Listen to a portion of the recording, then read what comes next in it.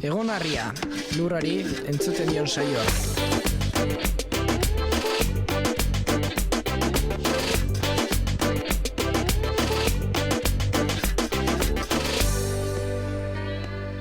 Kaixo entzule, ongi etorri, Egonarria saioan laugarren denboraldian gaituzue, eta baldakizu zer den hau.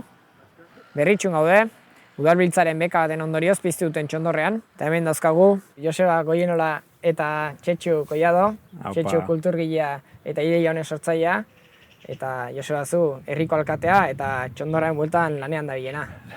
Hola da, egunon. Gaur egun ikatza horren eskura edukita, nondi sortu zen ba ideia hau edo nolatan? Bueno, pues zuk esan bezala, kulturgilea eta hain zuzen ere antzerkiaren esparruan nabil. Eta duela urte desente antzezlan bat sortzeko grina izan dut. Ikaskintzaren unibertsoan nolabait adieraziko zuen artelana, antzezlana. Eta hortik dator pixka bat txondorra hau berritxun sortzearen zera. Izan ere, beka bat jaso dugu, udalbiltzak sustatzen duen geuretik sortuak beka, eta horrek eman digu aukera proiektuari bultzada itzela emateko. Beka horren barruan, udalbiltzaren partaide den herri batekin nolabaiteko lotura berezia sortzen da, eta kasu honetan berritxu, egokitu zaigu gure proiektuari, Txondor plazari, eta bertan 15 egunez egoteko aukera izan dugu. Funtzio nagusia egonaldi artistikoa egitea. Eta berritxuko udalak, espazio bat eskaini digu, kulturretxea, alegia, eta bertan Txondor plaza antzezlanaren ekipoa, goiz eta arratsalde ordu desente sartzen ari gara, hain zuzen ere helburu horrekin. Antzezlanari bultzada potentea ematea. Baina nola, bekaren barruan eskatzen zen, egonaldi artistikoa egiten zen bitartean, herriarekiko nolabaiteko herriarekin batera nolabaiteko beste jarduerak egitea, Txondor plaza izena eukita antzezlanak, ikaskintzari buruzko unibertsoa adieraztea ideia nagusia denez, Txondor bat egiteko ideia sortu zitzaigun, benetako txondorra egitea. Beraz, esango nuke hau Txondor plaza bat dela, Bai. hemen dauko bertako txondorra. Bueno, ez jakinak izango zineten seguruna, txondor mundun, hor izango zenuten ingurutikan, ikazkina edo txondorgileen laguntza, nola izan da hartu manoi edo? Hasiera batean, Txondor plaza antzezlana sortzeko orduan, gure asmoa zen txondorgintzaren inguruan, ikaskintzaren inguruan, ahalik eta informazio gehien biltzea. Antzezlanak zentzua izan zezan, eta benetan unibertso hori erakusteko gaitasuna izan zezan. Orduan hasi ginen, batez ere Nafarroan, gu Naparrak baikara, aizarotzen badugu antzerki taldearen egoitza, aizarotzen hain zuzen ere, eta han inguruan hasi ginen galdezka, badago, ikaskintzaren inguruan ezagutza duen norbait, eta gure sorpresarako egon badago, eta uste genuena, aurreikusten genuena, baina eskez ere jende gehiago, ze gu pentsatzen genuen ikaskintza galdutako ofizio bat zela, eta bizi-bizirik dago. Lizarraldean, Antzinen, Bilorian, hain zuzen ere Bilorian, Tasio pelikula grabatu zen. Eta han, kanpaina osoan edo sasoi osoan zehar ikatza egiten duen jendea egon badago. Eta horretaz gain, hainbat herritan, Goizueta kasu, Oñatin baita ere, ofizioa berreskuratu egin dute, eta urtean behin, 2 urtetan behin, txondor bat egiten dute, auzolanean. Esan duzu 2 urtez behin, zuek behin piztu duzute, lehen aldia izango da, nola izan da bizkat lehen aldi hau? Gure kasuan lehena izan da, baita proiektu kultural eta ondare etnografiko moduan ulertzen dugun proiektu moduan hartu dugu. Saiakera bat egin genuen, bertoko Goikolau Kultur Elkartea ere herrian lanean dabil, herriko ondarea jaso, berreskuratu eta balioan jartzen. Egin genuen saiakera bat berriatuan txondorrei, ikaskinei, ikatzari inguruko informazioa jasotzen. Eta, zorionez o zoritxarrez, nik zoritxarrez esango nuke, zer urte askotako etena egon da. Zerbait kontatu diguten edo gogoratzen den jendea, bere ume garaiko kontuak dira. Orain dela 6-7 hamarkada atzera botatako kontuak, orduan ez dugu informazio baliagarri askorik jaso. Eta gero lehena izateak, hasieran dauzkan sortzen duen ilusio, bizitasun, jakinmin hori indartzua izan da, baina gero eskakintasunaren nekea ere bai. Nola hemen inguruan, berak dioen bezala, ez dugu gaur egun txondorran martxan jartzeko gaitasuna duen inor aurkitu, eskerrak, goiztuetarrak etorri zaizkigula, Eltzaburutik ere lagun bat etorri dela, Oñatitik ere beste lagun bat etorri da, eta horriei esker, gaur egun puntu honetan gaude. Izan ere, aldez aurretik eremuan nola prestatu behar zen, nolako materialak behar genituen, horiek guztiak eman zizkiguten indikazioak. Eta ez hori bakarrik, montatzearen egunean, esan bezala, horiek guztiak kasik hemen ziren. 11 egun hauetan, ez dakitzen bat bisita egin dituzten, pixka bat prozesua nola zijoan ikusteko eta egin beharreko interbentzioak egiteko. Txondorra nire ustez ofizio zar bezala kalifikatzen dugu askotan, baina artetik ere baduka pixkat. Nik muntaia egunean hemen egin zen muntaia artea da. Artea, arkitektura ez dakit nola deitu. Eta nik uste dut klabe tekniko horietan jakintza izan gabe, ez genuela emaitza hau lortuko. Oain izan dugu, atzeko txondorra hau, 11. egunen dau, ozte prozesun esan duzuen. Piskat, prozesu guztia jakitearen, nola da hastea, nola antolatzea, txondor baten hasiera. Bale, haste lehenik eta behin, lekua prestatu beharra dago. Leku laua, posible izan ezkero, albezain garbia, hemen hau belardi bat zen, hemen belarra moztu egin zan, eta ondoren beharrezkoak izango dira. Txondor plaza, prestatu. Sortu, ez dakit, honek izango ditu 10 metro diametro akaso, txondorraren tamainaren araberako txondor plaza bat prestatu. Eta ondoren, txondorra eraikitzeko beharrezkoak izango diren material guztiak inguruan edo ingurura ekarri. Kasu honetan egurra, lastoa eta lurra. Horiek dira beharrezkoak diren material nagusiak. Eta gero lanabesak, tresnak eta bar.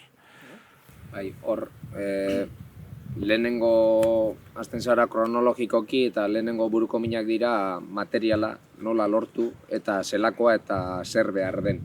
Eta hori egurra zoritxarrez ez daukagu inguruan, hemen upinudiz, eukalituz beteta dago, badago azken urteetan pixkat bertoko ostozabalen bizi berritze bat eta agian etorkizun baten txondorra bertoko egurrarekin egin halko genuke. Baina lehenengo da egur lortzea. Erosi egin behar izan dugu Gipuzkoako pagoa. Aramaio, baina Gipuzkoakoa dela uste dut. Gero, tamaina. Ze tamainatakoa izan behar duen. Lehorra guztia. Hori izan zen bizkat, hori izan zen lehenengo galdera, nun sartu gara. Zer behar du, egurra guztia edo lehorra? Neguan moztutakoa da, aurreko neguan. Neguan moztu, txondor garaia, noiz izatean normalen? Berez sasoi bat da, esaten dute garairiko berena hau dela, udazken partean. Asmatu dezu da. Bai, baina garai batean udaberrian hasi eta udazkenaren bukaerar arte irauten zuen etengabeko sasoia zen. Pero egurra da ikatza lortzeko lehen gaia, baina harrigarria da abisatzen ziguten eta iaia labur geratu gara behar den lur kopurua. Lurra. Ez dakit, bikoitza edo kantitate bikoitza, lurra xea izatea da ona, ondo izteko. Normalean txondorrak errepikatzen dituzten lekuetan erabiltzen dute txondorrean bertan erabilitako lurra. Orduan hori egoten daia berrerabilita. Egurra ekarri eta egurran prestaketak inaziko gineke. Hori da. Txondorran forma eman arte. Nola kokatzea edo? Orduan egurra prestatu. Prestaketak. Eta ondoren, ja montaketa egunean, osea lan hori guztia aurretik egin zen, eta montaketa egunean, ja goizotako lagunen zera laguntzaz, eta beraien gidaritzapean eraikuntza. Eta erdian, nola esaten dizue hemen? Trangadera. Trangadera, da egur zati potente bat. Erdian jarri, eta horren inguruan ja zati guztiak vertikal. Geroz eta zabalago, erdian lodienak, eta geroz eta kanporago meheagoak, estuagoak. Eta horren gainean, horrela gurutzatuz, enbor bi horrela, horien gainean beste bi horrela, txak joaten da nolaiteko tximinia sortzen. Tximini hori barrutik utxik geratzen delarik.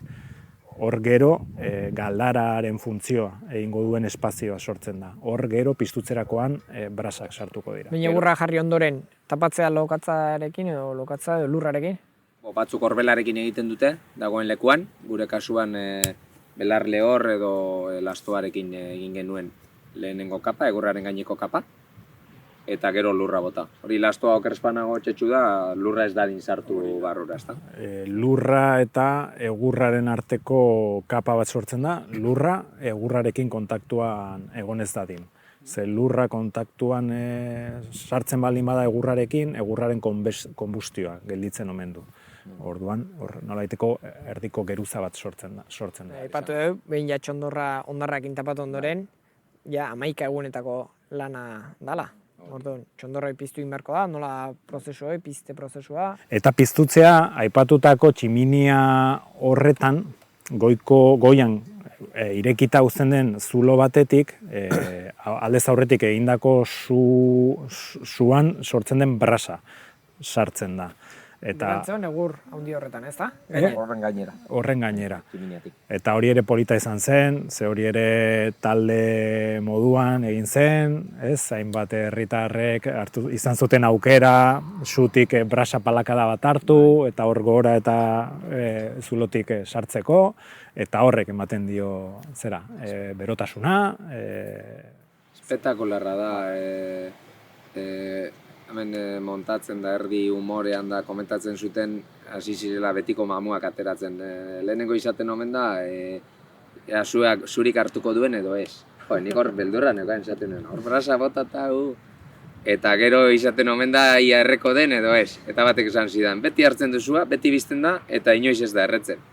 Eta horrek ez dakit lasaitu edo ondino gehiago arduratzen zaituen. Arriskurik erretzeko taula, ez da sua barrutik ateratzen. Printzipio, ondo eraman da, ez dago arriskurik, ez dago arrisku hori. Osea, egon garen ikazkinekin eta kontatzen dute, noizbait gertatu izan direla horrelakoak. Baina gertatzekotan beti izan da, ikazkina bere lana behar bezala egin ez duelako. Hau da, bestelako zereginetara alde egin du, parranda egitera akaso, eta ordu gehiegiz, txondorra atenditu gabe utzi, eta zulo bat sortu da, eta hortik haizea sartu, barruko sua indartu, eta egur guztia kiskali egin da. Baina hori da, gerta daitekena. Egurra, ikatz bihurtu beharrean, errautsa bihurtzea. Prozesu hori esplikatu duzu, azken egurra ikatz bihurtu eta ez erretzeko, zer da pasatzeana? Konbustio kontrolatu bat izan behar dela. Nolabait, geruza hori eragiten du haizea modu baxu batean barrura sartzea. Izan ere, zuloak egiten zaizkio, komeni den tokietan, eta horrela regulatzen duzu zenbat aire sartzen den, eta txondorraren ze tokitan. Eta horrek egiten du barruko konbustio hori motela izatea, eta ez sua sortzea, baizik eta nolabaiteko brasa kontrolatu bat. Egosketa, azkenean. Egurra ez da erretzen, berak dioen bezala egosi egiten. Agian orain izan duzuela, igual, bapatean nabil, baina estrategian asartatu dugu. txondorrak erre badira, ikaskina juergara edo parrandara joan delako, hemen parranda berton egin dugu. Orduan, batzuetan uste dut beldurra du arriskua ere egon dela, baina jendea basegoen hemen.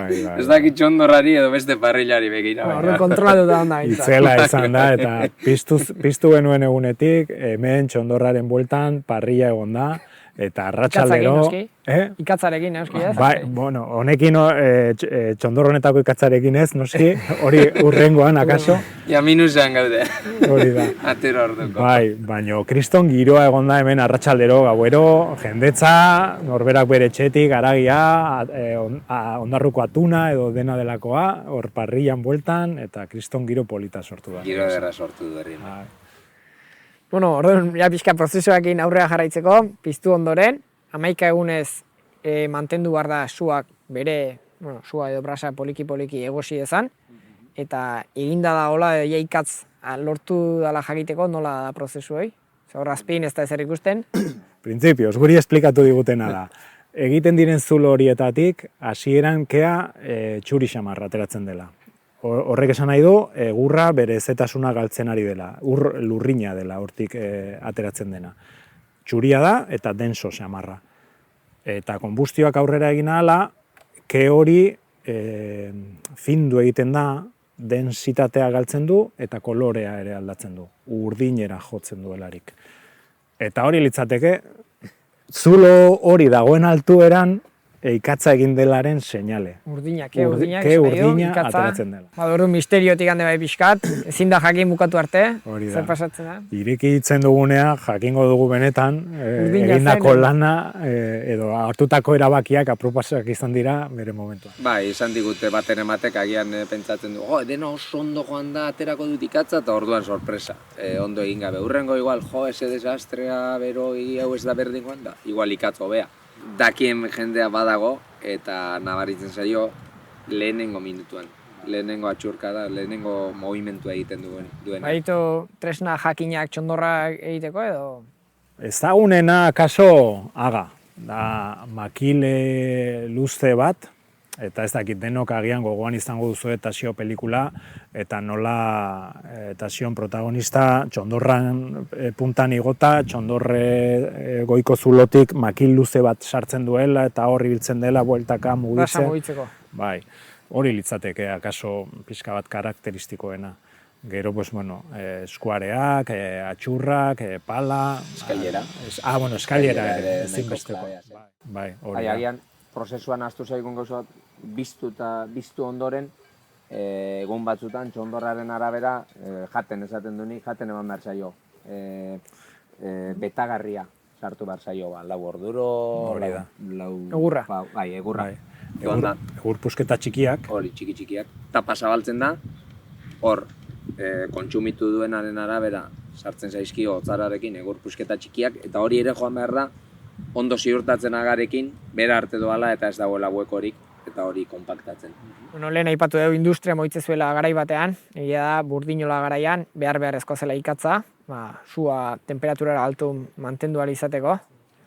Bueno, egia da, garai horietan basoa betu ziela, zuek egurran, esan dizuek, Gipuzko alderretik ekarri zenera. Zenbat egur behar du txondorro batek martxan jartzeko? Aurrikusi egin genuen nolaiteko plangintza, noiz montatu, noiz piztu eta noiz ikatza atera. Orduan horren arabera, 5-6 tona. Adituekin pixka bat kontrastatuta, egosketa prozesua 5-6 egunetan burutzea aurreikusten genuen luzatu egin da, ze hau ez da zientzia matematika esaktua hori da. Baina hori, kasu honetan 5 tona inguru sartu ditugulakoan gaude. Egurraren kopuruak, esan nahi du, txondorraren neurria eta egunaren egoste prozesuak zenbat iraungo duen. Osea, garai batean esaterako entzun izan dugu, 40 tona egur sartzen zutela, txondor bat ematen altzituela hilabete eta piko...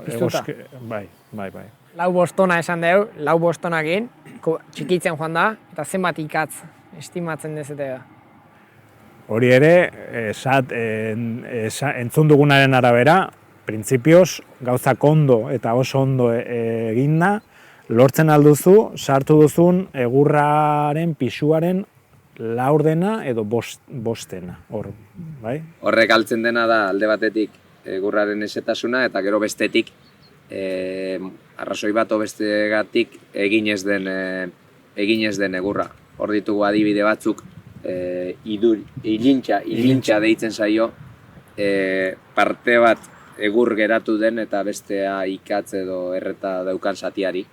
Hori denek esan digute beti ateratzen dela, gutxiago gehiago, eta batez ere beko aldean, hemen gainera lurra ikutzen geneukan, eta beko aldean eta kanpoko geruzetan. Eta horren arabera gero ikatzaren proporzioa.